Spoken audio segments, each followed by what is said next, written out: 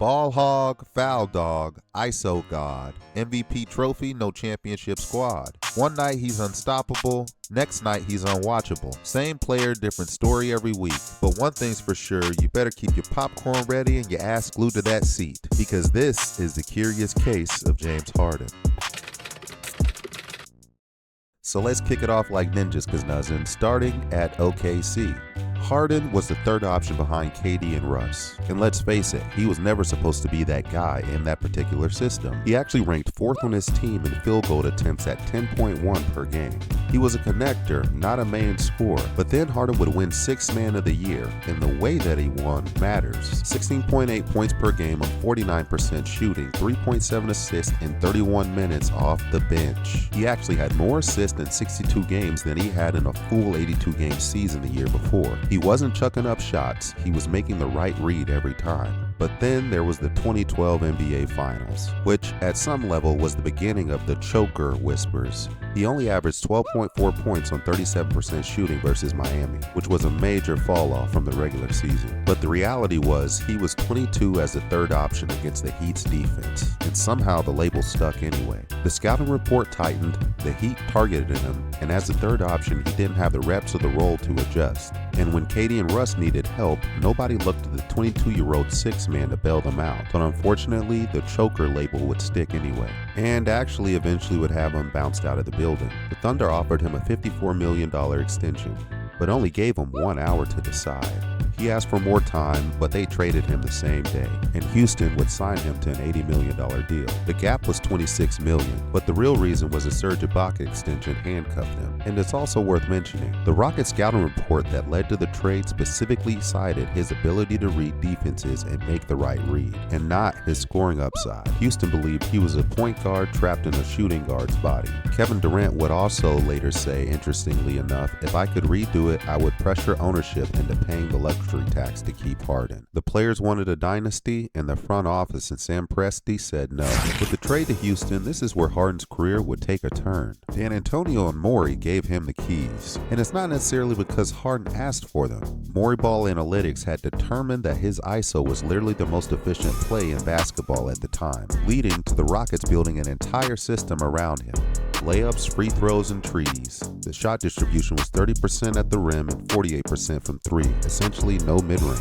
That's it. That was the Rockets' offense at the time. They were scoring 1.22 points per possession on isolations, the second most efficient play in half court in 15 years. He perfected the step-back three and the art of creating unnatural contact to draw free throws. The NBA had to change the rules specifically because of him, because one guy had become too good at exploiting them. Which reminds me of a certain other MVP, and if you want that discussion, I got it. And at his peak of 36 buckets per game, on 61.6% true shooting and at a 40% usage rate, he had 32 consecutive games with 30 points or more, only second to Wilt Chamberlain. And he actually led the league in assists with 11.2 when he moved to point guard. So he wasn't ignoring playmaking, he was doing both playmaking and scoring. He also led Houston to a 65-17 record, still the best in franchise history, and 2 conference finals in 2015 and 2018. But even with all those accolades, here's what gets misunderstood.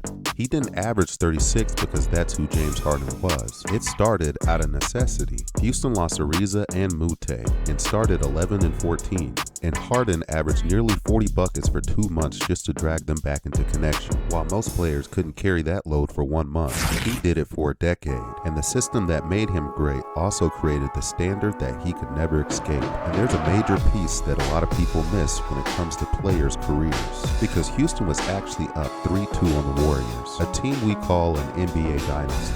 And then Game 5 happened. With the Rockets clinging to a lead that CP3 had helped create, Chris Paul would go out with a hamstring injury. And without him, the Warriors outscored Houston 122-63 in the second halves of Game 6 and 7. Now Harden isn't without blame, ending up with the NBA record for 27 consecutive missed threes in Game 7. And the team finished 7 of 44 from 3, The most three-point reliant offense in franchise history had gone completely cold.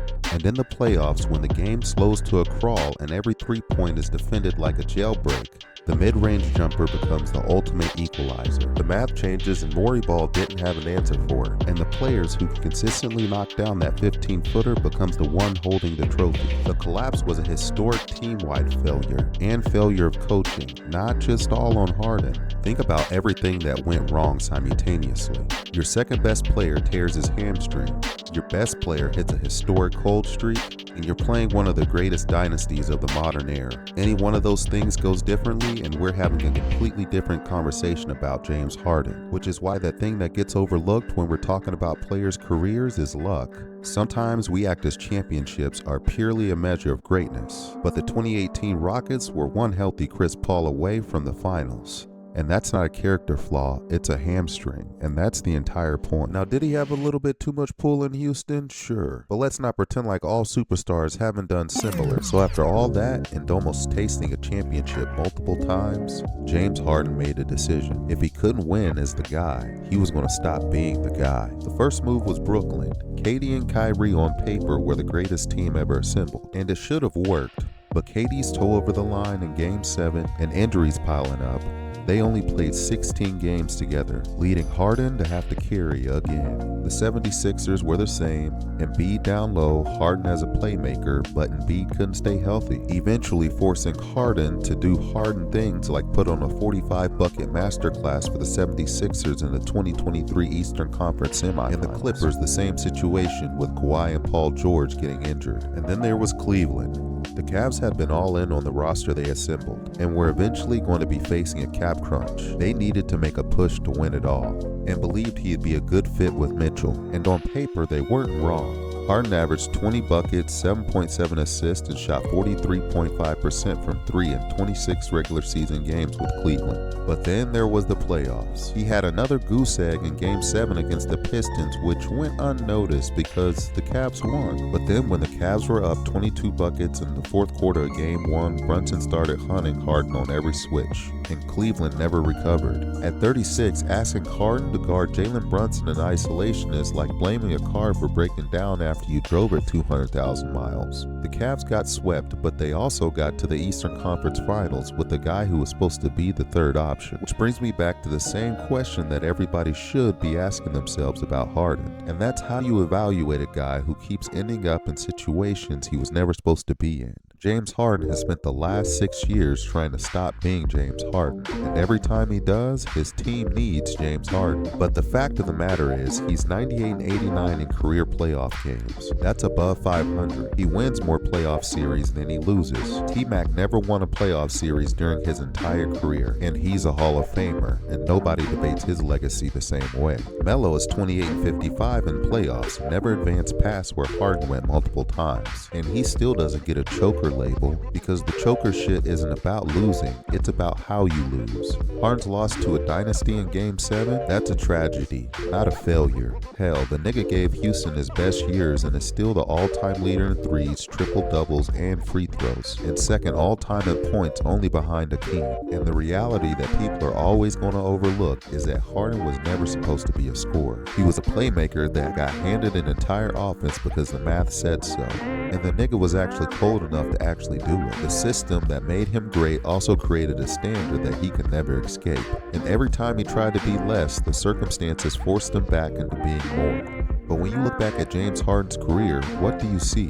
One of the most dominant offensive players in NBA history who got handed an impossible situation and ran with it? Or a guy who had every resource, every opportunity, and could never close the deal when it mattered the most? I don't think there's a clean answer, and I think that's exactly my point.